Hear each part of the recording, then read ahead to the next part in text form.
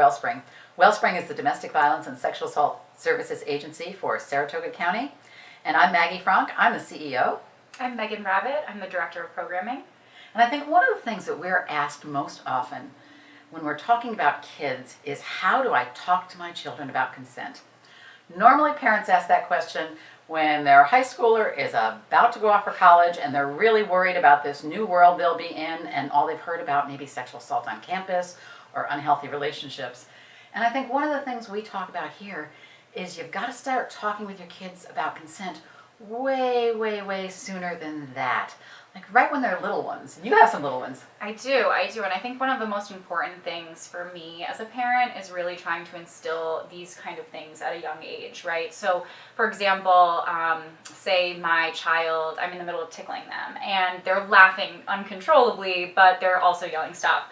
I'm immediately going to take my hands off and say something like, "You just said stop, I'm going to stop."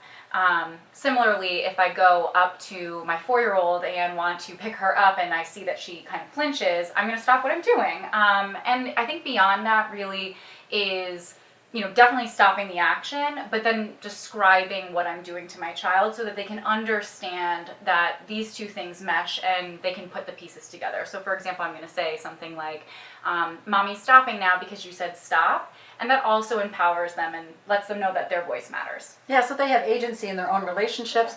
They also learn from a really young age how to be politely assertive. Mm-hmm. And I think that's great, because I think most people think about the consent talk is about sex.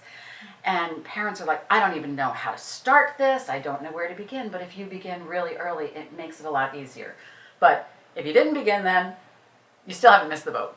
Here at Wellspring, we have a lot of programs that can help parents and their boys and girls to have these conversations. We have interactive training programs that you can bring to your community group, to your youth group, to your faith organization, or to your workplace, that help us to be better at helping kids to have healthy relationships. Absolutely. And I think one thing too is we're filming right here now, but we have a podcast as well. So this is a short little snippet of this topic, but the reality is you can, follow us or subscribe to our podcast, which is Springboard, Sparking Real Conversations, and you can hear a more in-depth conversation. Yeah, and we've actually, 2 of our podcasts have been on this very topic for parents, kind of talking about how do we have these conversations. Yeah.